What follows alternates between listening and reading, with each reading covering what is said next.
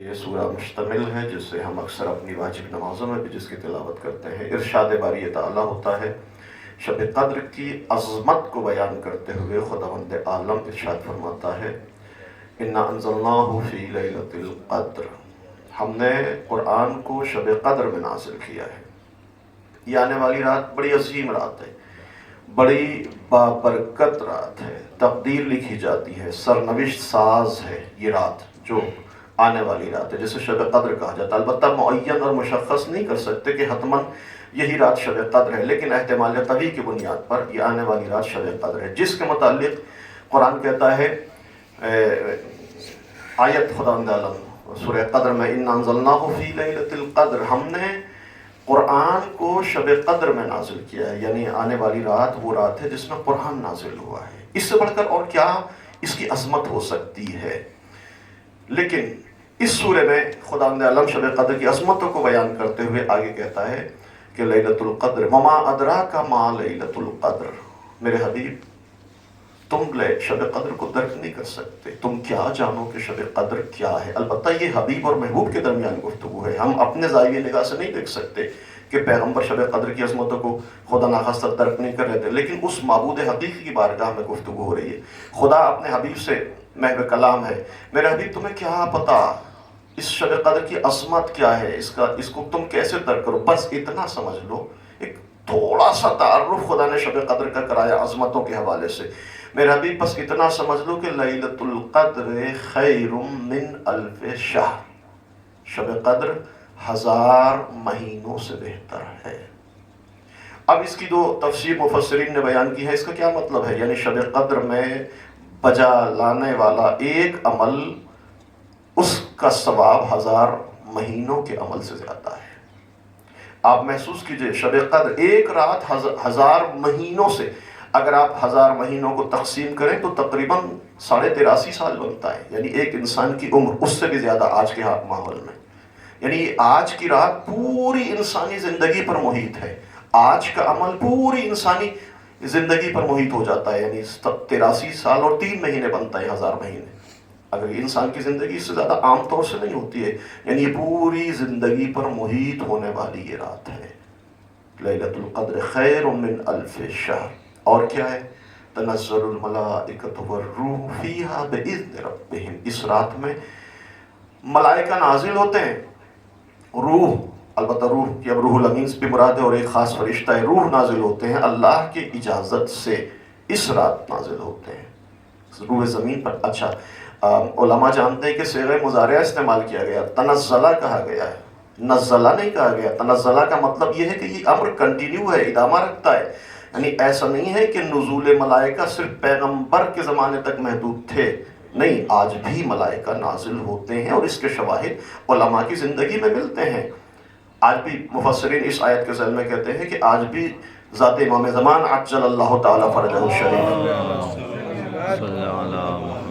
جو روح شب قدر ہیں، جو حقیقت شب قدر ہیں، جو جان شب قدر ہیں، ملائکہ نازل ہوتے ہیں۔ یہ مصداق اہم ہے، لیکن حتیٰ صرف یہ نہیں صرف امام پر، بلکہ بعض علماء کہتے ہیں کہ لوگوں نے دیکھا ہے نزول ملائکہ کو۔ میں پہلے بھی واقعہ بیان کر چکا ہوں، آقا حسن زادہ آیت اللہ حسن زادہ عملی نے ایک ماہ رمضان میں اپنے خاص شاگردوں کو روکا ہے، عام شاگرد چاہتے تبلیغ پر، لیکن کچھ خاص شاگردوں کو روکا ہے۔ ان میں سے شاگرد ان کے آیت اللہ احمد عابدی کہتے ہیں کہ انہوں نے اپنے خاص شاگردوں کو شب قدر میں نزول ملائک دکھایا ہے، کہ کیسے شب قدر میں ملائکہ نازل ہوتے ہیں، آپ اندازہ لگا سکتے ہیں۔ یہ ہمارے علماء اس چیز کو البتہ علماء عرفان، علماء سیر و سلوک اس کو محسوس کرتے ہیں۔ بہرحال یہ عظیم شب ہے، یہ رات، اس میں ملائکہ اور روح القدس اس دن خدا کے ساتھ تمام امور کو لے کر نازل ہوتے ہیں۔ اور آخری آیت، یہ رات طلوع فجر تک سلامتی ہی سلامتی ہے۔ تو یہ اگر ہم شب قدر کی عظمتوں کو محسوس کرنا چاہتے ہیں تو خود صرف اس آیت، اس سورہ کی تلاوت، تھوڑا سا سورہ جس کو آج کی رات میں پڑھنا بھی زیادہ ثواب ہے، سورہ قدر، ہم تھوڑا سا بھی اگر محسوس کرنا چاہیں شب قدر کیا ہے تو تھوڑا سا غور کریں اس میں سورہ قدر میں محسوس ہوگا کہ شب قدر کیا ہے۔ اب شب قدر کے متعلق چند سوالات ہیں، لیکن ان سوالات سے پہلے ایک گفتگو۔ آپ دیکھیں، انسان کو اللہ نے پیدا کیا ہے کمال حاصل کرنے کے لیے، سعادتوں کی منزل تک پہنچنے کے لیے، قرب الہی اور وصال پروردگار کو حاصل کرنے کے لیے، تاکہ انسان بلندی حاصل کرے، کمالات پر پہنچے، عروج پر پہنچے۔ آپ غور کیجئے گا، یہ کمال، یہ عروج، یہ بلندی، یہ تعالی، یہ سعادت، یہ سب کچھ عام طور سے راتوں میں حاصل ہوا ہے، عام طور سے۔ آپ دیکھیں شب معراج، شب ہجرت، لیلۃ الحریر، شب برأت، شب قدر، محسوس کریں یہ جو وجہ شاید وجہ یہ ہے کہ انسان دن میں کسب معاش کے سلسلے میں تگ و دو میں مشغول رہتا ہے، سماجی بکھڑے ہوتے ہیں، مسائل ہیں زندگی کے، شاید روح کو وہ کیفیت روح کے اندر حاصل نہیں ہو پاتی ہے جو انسان کمال اور سعادتوں کو حصول کر سکے، جو رات کی گہرائی سناٹے میں، رات کے عمیق سناٹے میں ایک عبد اور معبود اپنے درمیان، ایک بندہ اپنے خدا سے رابطہ برقرار کرنے کی کوشش کرتا ہے۔ جب پوری کائنات سناٹے میں ہے، سوئی ہوئی ہے، یہ مصلی عبادت بچھا کر کھڑا ہو جاتا ہے تو ادھر سے بھی برکات نازل ہونا شروع ہو جاتی ہیں۔ اب تمام راتیں دیکھیں، مولا امیر المومنین نے ارشاد فرمایا تھا، من طلب العلا بسحر اللیالی، جو بلندیاں چاہتا ہے، جو کمال چاہتا ہے، جو سعادت کی منزلوں پر فائز ہونا چاہتا ہے، وہ اپنی راتوں کو دنوں میں تبدیل کرتا ہے، یعنی شب زندہ داری کرتا ہے، شب بیداری کرتا ہے۔ وَبِقَدْرِ قَدٍ تَقْتَصِمُ مَعَالِي، اور جتنا انسان خدا کی بارگاہ میں ریاضت اور بندگی انجام دے گا، خداوند عالم اتنا ہی اس کو بلندیاں عطا کرتا چلا جائے گا۔ تو یہ رات ترقی حاصل ہوتی ہے، معنوی ترقی حاصل ہو، مادی ترقی انسان کو زندگی میں حاصل ہوتی ہے چونکہ کسب معاش کے لیے اللہ نے، لیکن معنوی ترقی کے حصول کے لیے اللہ نے رات کو رکھا۔ دل شب میں انسان معنویت اور کمال کی منزلوں پر پہنچتا ہے۔ اور راتوں میں بھی، ان راتوں میں بھی سب سے عظیم رات وہ رات جو آنے والی ہے، جس کو ہم شب قدر کہا جاتا ہے، جس میں تقدیر لکھی جاتی ہے، جس میں امور معین کر دیے جاتے ہیں، جس میں ملائکہ نازل ہوتے ہیں، جس میں روح نازل ہوتی ہیں، جو 1000 مہینوں سے بہتر ہے، یہ شب قدر۔ البتہ یہ رات جو آ رہی ہے، اس کی احتمال قوی شب قدر ہے، لیکن معین نہیں کیا جا سکتا حتماً کون سی رات شب قدر ہے، یہ بالکل مشخص طور پر نہیں بیان کیا جا سکتا۔ روایات اس رات کی طرف اشارہ کرتی ہیں، البتہ شب 19، شب 21، شب 23 کا زیادہ احتمال ہے، حتیٰ 27، حتیٰ دوسری شبوں میں بھی یہ احتمال دیا گیا ہے۔ حتماً یہ رات شب قدر نہیں کہی جا سکتی، لیکن احتمال، لیکن کیوں؟ آخر وجہ کیا ہے کہ شب قدر کو معین نہیں کیا گیا۔ خدا چاہتا تو معین کر دیتا، انسان شب قدر کی نعمتوں کو درک کرتا، شب قدر کو حاصل کرنے کی کوشش کرتا، کیوں اس کو معین نہیں کیا گیا؟ مولا امیر المومنین حضرت علی بن ابی طالب علیہ السلام مولا فرماتے ہیں کہ اگر خدا شب قدر کو معین کر دیتا، اپنے اصحاب سے خطاب کر کے مولا کہہ رہے ہیں کہ اگر خدا شب قدر کو معین کر دیتا کہ یہ رات ہی شب قدر ہے، تو تم اس رات تو عبادت کرتے، باقی راتوں کو اہمیت نہ دیتے۔ شب قدر معین نہیں ہوئی تاکہ انسان ہر رات چاہے تھوڑی ہی دیر کے لیے اٹھے، اپنے خدا سے راز و نیاز کرے۔ اب میں نے کہا معنویتوں کے حصول کے لیے رات، حتیٰ قرآن بھی رات میں نازل ہوا، حتیٰ وہ نماز جو مستحب نمازوں میں سب سے افضل اور سب سے بہتر اور سب سے خاص طریقہ ہے قرب پروردگار کے حصول کے لیے، جس کو نماز شب کہا جاتا ہے، اس کو بھی اللہ نے اس نماز کو بھی رات میں رکھا ہے، دن میں نہیں رکھا ہے۔ آپ اندازہ لگا سکتے ہیں۔ اب آپ شب قدر کی عظمت، خصوصاً شب قدر، ان تمام راتوں میں جو ساری راتیں جو فضیلت کے طور پر بیان کی ہیں، یہ رات شب قدر یہ عظیم رات ہے، یہ بہت عظیم رات ہے، لیکن اس کو معین نہیں کیا گیا۔ کیوں؟ اگر معین ہوتا تو ایک رات ہم عبادت کرتے، بندگی کرتے، شب سے زندگی کرتے، باقی راتوں کو شاید اہمیت نہ دی جاتی۔ ایک عالم اخلاق کے چند جملے، وہ فرماتے ہیں کہ کیوں معین نہیں کیا گیا؟ آپ دیکھیں، اللہ نے اپنی رضا اور اپنی خوشنودی کو مختلف عبادتوں میں رکھا ہے تاکہ انسان کسی خاص عبادت کو انجام نہ دے، تمام عبادتوں کو انجام دے۔ اللہ نے اپنے غضب کو گناہوں سے دوری میں رکھا ہے تاکہ انسان تمام گناہوں سے دامن کردار کو محفوظ رکھے، کسی خاص گناہ سے نہ بچے بلکہ تمام گناہوں کو۔ لہذا گناہوں سے دوری میں اپنے غضب غضب سے بچایا ہے، اپنے اولیاء کو اپنے بندوں میں چھپا کر رکھا ہے تاکہ ہم سب کا احترام کریں۔ اگر ہمارے لیے معین ہو جائے کہ یہ ولی خدا ہے، باقی کے لیے معین ہو کہ یہ نہیں ہے، تو شاید ہم صرف اولیاء الہی کو احترام کی نظر سے دیکھیں، باقی کو نہ دیکھیں۔ اللہ نے اپنے اولیاء کو مخفی رکھا ہے اپنے بندگان خدا کے درمیان تاکہ ہم سب کا احترام کریں۔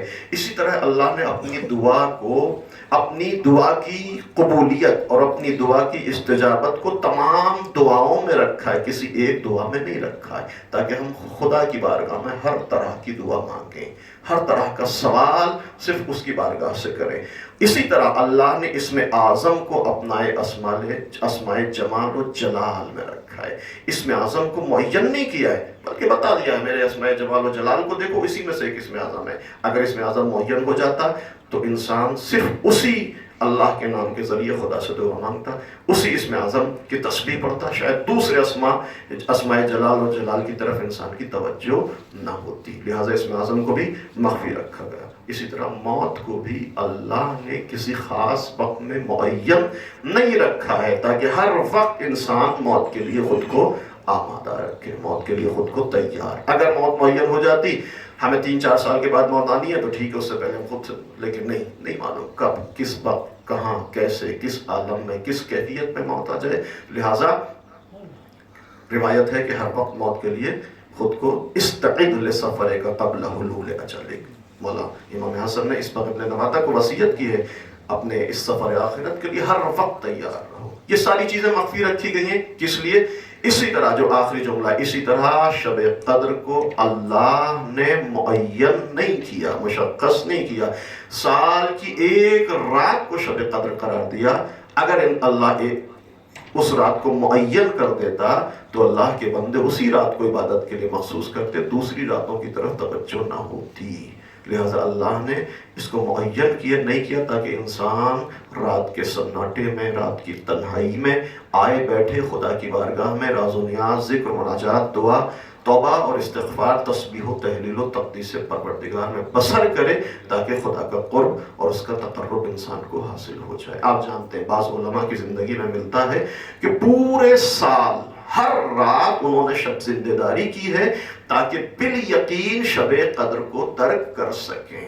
اس طرح کے بہت سے سارے نام ہمارے شیعہ علماء کے ملتے ہیں جو نے پورے سال بلا استثناء ہر شب زندہ داری کی ہے، عبادت اور ریاضت میں بسر کی ہے تاکہ انسان جو ہے یہ یقینی طور پر شب قدر کی عظمتوں کو، شب قدر کو درک کر سکے۔ اب اہم سوال ہے، 2-3 چیزیں ہیں۔ شب قدر میں انسان کیا کرے، شب قدر میں انسان کیا مانگے، اور اعمال شب قدر، یہ میں جلدی آپ کی خدمت میں عرض کرنا چاہتا ہوں۔ پہلے بھی میں کہہ چکا ہوں، اکثر و بیشتر یہ گفتگو ہوتی ہے ہر سال شب قدر کے سلسلے میں۔ شب قدر میں پہلے انسان کیا کرے؟ کہتے ہیں کہ سب سے پہلے، ایک فارسی کا جملہ ہے بزرگ عالم دین کا، کہتے ہیں کہ خانہ دل را از بیگانه خالی کنی۔ سب سے پہلا کام، یہ جو دل حرم خدا ہے، اس کو خدا کے علاوہ تمام چیزوں سے خالی کر دیا جائے، صرف اور صرف اس خانہ دل میں خدا، صرف اور صرف خدا۔ پہلا کام شب قدر کے ترک اور اس کے حصول کا پہلا قدم یہ ہے۔ جب تک انسان اس دل میں بہت ساری چیزیں ہیں خدا کے علاوہ، انسان شب قدر کی عظمتوں کو درک نہیں کر سکتا۔ سب سے پہلا کام یہ کرنا ہے کہ خانہ دل کو بیگانے سے خالی کرنا ہے، حرم خدا بنانا ہے، اس گھر کو خدا کا گھر بنانا ہے۔ اس کے بعد کہتے ہیں علماء کہ اس کے بعد جب آپ نے خانہ دل کو خالی کر دیا، خدا ہی خدا ہے، توحید ہی توحید ہے، صبغت اللہ ہے، بس اس کے علاوہ کچھ نہیں ہے، اس کے بعد جو ہے کہ زیور تفکر سے، زیور علم سے کردار کو مزین کرنا ہے آج کی شب میں، چونکہ مذاکرۃ العلم سب سے افضل عمل ہے۔ سر قرآن پر رکھنا، دعائیں مانگنا، دعائیں جوشن کبیر، ذکر، مناجات، تسبیح، سارے اعمال بہت زیادہ ثواب ہے، لیکن سب سے افضل ترین ثواب، سب سے بہترین کام آج کی شب میں علمی مباحثہ ہے، آیات الہی میں غور و فکر کرنا ہے، کائنات اور اس کے اندر دنیا اور اس کے مناظر میں انسان غور و فکر کر کے خدا کی عظمتوں کو درک کرنے کی کوشش کرے۔ یہ سب سے زیادہ ثواب اور سب سے زیادہ تاکید اس کام کی گئی ہے۔ تو خانہ خدا کو خالی کرنا ہے غیر خدا سے، پہلا کام تفکر، تدبر، آیات الہی میں مذاکرہ علمی، اور اس تفکر کے نتیجے میں تیسرا کام کیا ہے؟ پورے سال کے لیے برنامہ ریزی اور پلان کہ ہمیں اس سال کیا کام انجام دینے ہیں معنویت کے حوالے سے، یہ تاکید کی گئی ہے علماء اخلاق کی طرف سے۔ اب میں جلدی سے ایک فہرست آپ کی خدمت میں بیان کرنا چاہتا ہوں کہ شب قدر میں کیا مانگیں خدا سے، کیا یہ عجیب شب ہے۔ خدا نظر رحمت کیے ہوئے اپنے بندوں کے اوپر، وہ کہتا ہے آؤ بیٹھو میری بارگاہ میں۔ کبھی بھی کچھ بھی مانگ سکتا ہے انسان، لیکن زمان اور مکان تاثیر رکھتے ہیں قبولیت دعا کے حوالے سے۔ انسان مسجد میں مانگے، انسان خانہ خدا میں مانگے، جبل عرفات پر مانگے، انسان عام رات میں مانگے، شب جمعہ میں مانگے، شب قدر میں مانگے، یہ اس اعتبار سے بڑی اہمیت کا۔ تو یہ شب قدر جب اللہ کی رحمت برس رہی ہے، ابر کرم، اللہ بارش ہو رہی ہے، رحمت ہی رحمت ہے۔ شب قدر ماہ رمضان جس میں سانسیں تسبیح ہے، نیند عبادت، عمل مقبول اور دعائیں مستجاب ہے، اس رات میں جس کے لیے ہم نے خود کو آمادہ کر لیا ہے۔ البتہ آیت اللہ کشمیری کا جملہ ہے جو ریپیٹ کیا جاتا ہے ہر سال، فرماتے ہیں کہ کوشش کریں کہ شب قدر صرف ماہ رمضان میں واقع نہ ہو، بلکہ کوشش کریں شب قدر ہمارے وجود میں واقع ہو۔ اور ہمارے وجود میں کب واقع ہوگی؟ جب ہم شب قدر کے لیے خود کو آمادہ کریں۔ یہ رجب شعبان رمضان کی آمادگی کا مہینہ تھا، اور پہلی رمضان سے لے کر اب تک یہ شب قدر کے لیے آمادگی کا زمانہ تھا۔ خود کو انسان آمادہ کرے، جب خود کو آمادہ کر لے گا، اب جو خدا سے مانگے گا تو یہ ناممکن ہے کہ خدا اس کے مطالبات کو پورا نہ کرے۔ تو اہم ترین چیز جو شب قدر میں ہے، آپ جانتے ہیں یہ رات تخلق باخلاق اللہ کا ایک مصداق ہے، یعنی اللہ کے صفات کو اپنے کردار میں متجلی کرنے کی رات ہے۔ یہی وجہ ہے کہ دعائے جوشن کبیر کی تاکید کی گئی ہے، جس میں اسماء صفات اور اسماء جمال و جلال کا تذکرہ کیا گیا ہے۔ یعنی ان ناموں کے ذریعے خدا کی بارگاہ میں انسان دست دعا کو بلند کر کے کہے کہ بار الہ تو حکیم ہے، تو رازق ہے، تو کریم ہے، تو خالق ہے۔ بار الہ اپنے ان اسماء صفات کے ذریعے تو ہمارے اندر بھی رحمت، کرامت، علم، حکمت، جمال، عزت، کمال، قدرت، جلال، احسان، غفران، نصرت، یہ ساری صفات انسان کوشش کرے کہ اس کے کردار میں بھی متجلی ہوں۔ اس کے بعد ایک چیز اور جس کی تاکید کی گئی ہے، بہت ساری چیزیں علماء اخلاق بیان کرتے ہیں آج کی شب میں خاص طور سے مانگنے کے لیے، وہ کیا ہے؟ وہ ہے کہ دعائے جوشن کبیر، تلاوت قرآن، سورہ حمیم، اور ان چیزوں کے بعد آیات الہی میں غور کرنے کے بعد آج کی شب زیارت امام حسین علیہ السلام، مخصوص زیارت ہے شب قدر کی۔ اس زیارت کو پڑھنے کے بعد کہتے ہیں کہ ہدیہ کریں امام زمانہ صلی اللہ تعالیٰ فرجہ شریف کی خدمت میں، اور مغموم دل اور پرنم آنکھوں سے امام کو ہدیہ کر کے امام کو یاد کریں، اس لیے کہ امام حقیقت شب قدر ہے، امام روح و جان و دل شب قدر ہے۔ آج کی رات اگر یاد امام سے غافل ہوئی تو بالکل ایسے ہی ہے کہ ہم نماز جیسے بغیر وضو کے پڑھتے ہیں۔ شب قدر کی حقیقت امام زمانہ ہے، تنزل الملائکۃ والروح کا مصداق ذات امام زمانہ ہے۔ تو آج کی رات جتنا بھی ممکن ہو سکے ذکر، مناجات، تسبیح و تحلیل کے ساتھ ساتھ امام زمانہ کو یاد کریں، تلاوت قرآن کریں تو امام زمانہ کو ہدیہ کریں، زیارت امام حسین پڑھیں تو امام زمانہ کو ہدیہ کریں، اور مناجات اور تسبیح میں کے ساتھ امام کو توسل وسیلے کے طور پر، تاکہ یہ ہمارے اعمال امام کی ذات کی وجہ سے خدا کی بارگاہ میں شرف قبولیت حاصل کر سکے۔ خدا سے دعا ہے کہ بار الہ توفیق عطا کر کہ آج کی رات کی عظمتوں فضیلتوں کو ہم درک کر کے ایسا عمل انجام دے سکیں کہ جس کے ذریعے اس کا قرب ہمیں حاصل ہو سکے۔ والسلام علیکم ورحمۃ اللہ وبرکاتہ۔ اللہم صلی علی محمد و